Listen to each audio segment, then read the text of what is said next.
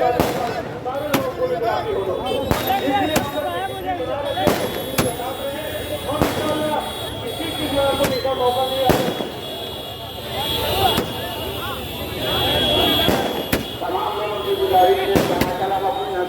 बैठे हैं। बहुत जल्द हमारे मेहमान अंदर तशरीफ लाने वाले हैं। हम तमाम मेहमानों का इस्तकबाल करते हैं। मुमरा की मुक़द्दस ज़मीन के ऊपर कभी हम ईद को कभी अपने घर को देखते हैं तो हम अपने मुअज़्ज़ज़ मेहमानान का समाजवादी पार्टी यूनिट की तरफ से मुंबई की जमीन पर इस्तकबाल करते हैं और अपनी आवाज को गूंजेंगे और ऐसे कवानीन जो बन रहे हैं उनको खत्म करने की कोशिश करेंगे और आने वाले दिनों में समाजवादी पार्टी को और मजबूत और तवाना करेंगे। हम तमाम मेहमानों का इस्तकबाल करते हैं। हमारे मेहमान आ चुके हैं, बाहर दरवाजे में उनका इस्तकबाल हो रहा है। हम उनका इस्तकबाल करते हैं। सुस्वागतम सुस्वागतम, खुश आमदीद खुश आमदीद। खैर मकदम है आपका मुंबई की सरजमीन पर, खैर मकदम है आपका इस मजदूरों की बस्ती में, खैर मकदम है आपका थाने की सरजमीन पर। स्वागत करते हैं हम आपका, वेलकम करते हैं हम आपका, आप तमाम मेहमानों का। एक नौजवानों की आवाज बन चुकी है, नौजवानों का आयोजन बन चुका है।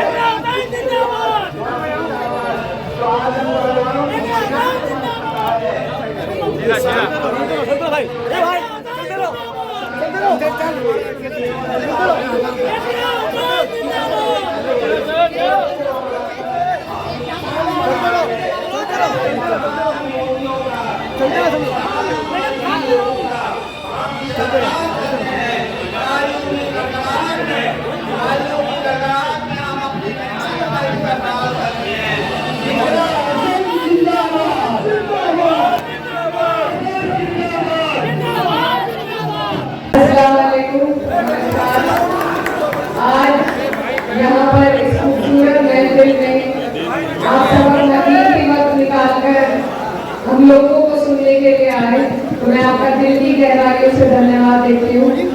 सबसे ज्यादा खुशी मुझे हुई है अपनी बहनों को यहाँ पर देखकर कि एक पॉलिटिकल प्रोग्राम ऐसा है जिसमें महिलाओं ने भी शिरकत करी, तो मैं आपकी और अपनी तरफ से उनका भी इस्तकबाल करना चाहती हूँ। और जितने भी लोग जो इस प्रोग्राम के ऑर्गेनाइजिंग में जिन्होंने जिम्मेदारी के साथ भूमिका निभाई है, मैं आपका सभी का दिल की गहराइयों से धन्यवाद देना चाहती हूँ। ये मेरे लिए बहुत खुशी की बात है कि मैं इतने दूर से चुनाव लड़ी और आप सबकी दुआओं से चुनाव जीती, और आज यहाँ पर मेरे बड़े बुजुर्ग और मेरे भाई मुझे दुआ देने के साथ साथ मेरी हौसला अफजाई के लिए आप लोग आए हैं, तो मेरे लिए बहुत खुशी की बात है। और मैं बस यही कहना चाहती हूँ कि ये जो चुनाव है, जिस तरीके से इस चुनाव के रिजल्ट आए हैं, कुछ कसर जरूर रह गई है लेकिन एक उम्मीद जागी है और इस जीत के बहुत बड़े मायने हैं। आपकी और हमारी आगे जिम्मेदारी है कि हम इस मैसेज को आगे तक लेकर जाएं और अपनी जीत को मुकम्मल करें, क्योंकि अगर हमने ऐसा ना किया तो रोजाना जैसा आप देख रहे हैं जिस तरीके की राजनीति पर भाजपा पलट कर आ रही है, अभी कोल्हापुर में जिस तरीके से अत्याचार किया जा रहा है, परेशान किया जा रहा है एक कम्युनिटी को, मैं जहाँ से आती हूँ वहाँ पर मुजफ्फरनगर में हमारे लोगों को जो सब्जी और फल बेचते हैं उन्हें तख्तियां लगाकर अपना परिचय देने को कहा है। तो अगर इसी तरीके की फिरका परस्त और भेदभाव फैलाने वाली राजनीति हमारे देश में पनपती रही तो ये आपके और हमारे आने वाले मुस्तकबिल के लिए बहुत बड़े दुख की बात होगी। आज जितनी मेहनत हम अपने रोजगार पर करते हैं, उतनी ही मेहनत हमें अपने सियासी एतबार पर भी करनी होगी, क्योंकि हमारा वजूद हमारे मुल्क में, हमारे देश में हम तभी बना सकते हैं जब हमारी सियासी पहचान होगी, के एतबार होगा। तो आप लोग अपनी ताकत को समझिए और ऐसे लोगों को मजबूती दीजिए जो आपके बीच में खड़े होकर हक की बात कर सके, इंसाफ की बात कर सके। जो भी काम हम करते हैं, हर मजहब, हर दीन ये सिखाता है कि हम उसे ईमानदारी से करें, चाहे अपना रोजगार का काम हो, इबादत का काम हो या इल्म का काम हो, तालीम का काम हो। इसी तरीके से जब तक ईमानदारी सियासत में नहीं आएगी, आपकी और हमारी पहचान नहीं बन पाएगी। मैं आपको ये बताना चाहती हूँ कि मेरा जो भी छोटा सफर राजनीति का रहा है, जितनी मजबूती के साथ मुझे हमारे नेता अखिलेश यादव जी ने मेरा साथ दिया, मेरे परिवार का साथ दिया, ऐसे वक्त में हमारा साथ दिया जब पूरी सरकार और उनका पूरा प्रशासन हमारे पीछे लगा हुआ था।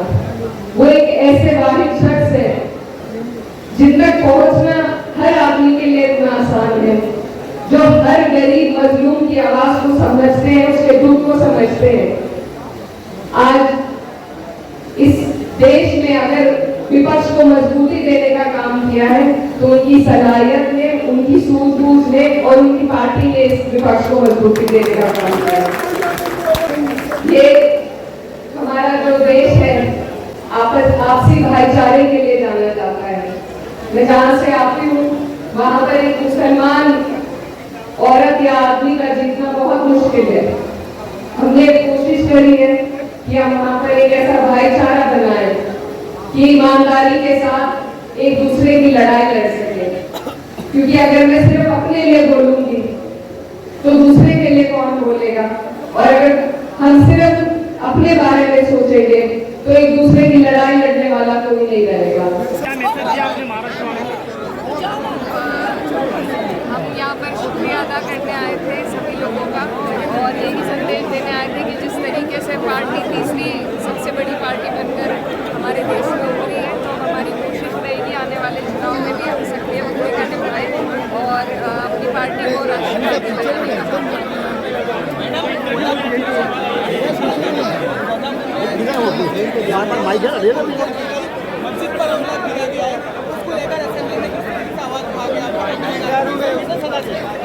देखिए, ये सबसे पहले तो ये मुद्दाहट है कि जिस तरीके के परिणाम 2024 में देखने को मिले, भाजपा की राजनीति खत्म होती जा रही है और उन्हें सिर्फ एक तरीके की राजनीति करनी आती है, उनका परस्त और भेदभाव वाली। तो वही उनकी कोशिश है, चाहे कोल्हापुर हो और जिस तरीके से मुजफ्फरनगर में दिल्ली वाले हैं, उन्हें अपने नाम की तस्वीर लटकाकर अपना परिचय देने को कहा गया है।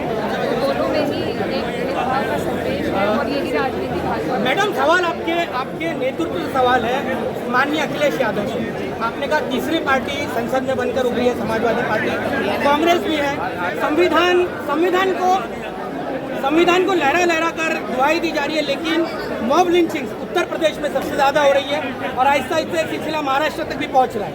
लेकिन संसद में मुसलमानों का माँ या मॉब लिंचिंग का माँ अब तक सेकुलर पार्टियों की जबानों से नहीं निकला, क्या वजह है इसकी? ऐसा नहीं है। देखिए, जो अभी तक संसद में सदन हुआ है, हम भी उसका हिस्सा रहे हैं और वो सिर्फ शपथ का था और एक अभिभाषण का था, जिसको भी कट शॉर्ट कर दिया गया। तो बहुत सी ऐसी टेक्निकल चीज़ें होती हैं जिसके तहत भाजपा लोगों की आवाज़ों को बंद करने की कोशिश करती है। मणिपुर पर चर्चा नहीं होने दी, तो ऐसे बहुत से मुद्दे हैं जिन पर जानबूझकर चर्चा नहीं होने दी। और क्योंकि हम विपक्ष में हैं, हमने वहाँ पर पूरे वक्त जब प्रधानमंत्री बोले तो प्रदर्शन नहीं किया और अब जब सदन शुरू होगा, क्योंकि इस सत्र में ना तो क्वेश्चन आवर था ना जीरो आवर था, लेकिन अब जब सदन शुरू होगा तो क्वेश्चन आवर का भी मौका मिलेगा और जीरो आवर का भी, उस पर ये सारी चर्चाएं होंगी और आवाज़ मजबूत होगी। उत्तर प्रदेश में जो वेंडर्स के नाम की जो बात आई सामने, उस पर आप क्या करेंगे? योगेंद्र बालियान पूर्व केंद्रीय मंत्री भाजपा के, वो कह रहे हैं कि समाजवादी पार्टी है जातीय दंगा देने की कोशिश कर रही है। योगी आदित्यनाथ ने इस तरह का कोई भी एसओपी जारी नहीं किया है कांवड़ यात्रा के दौरान, जो फल और सब्जी बेचने वालों का। जी, क्या फल और सब्जी बेचने वालों का जो मामला है, नाम लिखने का, ऐसा कहा है कि समाजवादी पार्टी उत्तर प्रदेश में जातीय रंग देने की कोशिश कर रही है। हमने ऐसा कोई भी एसओपी जारी नहीं किया है। ये सीएमओ से ये इंस्ट्रक्शंस आए हैं और जो प्रशासनिक ऑर्डर है ज़िले में, क्योंकि हमारा ज़िला भी वहीं पर लगता है, तो हमें भी जानकारी है कि ये ऊपर से ही संदेश आया गया है कि सबको अपना नाम रखना है।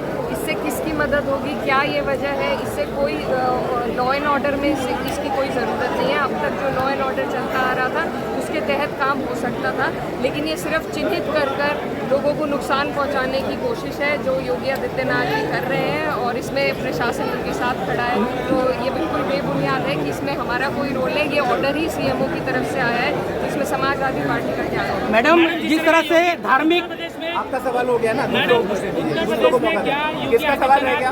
उत्तर प्रदेश में क्या योगी आदित्यनाथ को मुख्यमंत्री पद से उतारा जाएगा? क्योंकि केशव प्रसाद मौर्य और उत्तर प्रदेश के जो योगी आदित्यनाथ चल रहे नहीं है, अनेक जिम्मेदारियों ने, क्या उनको बदला जाएगा?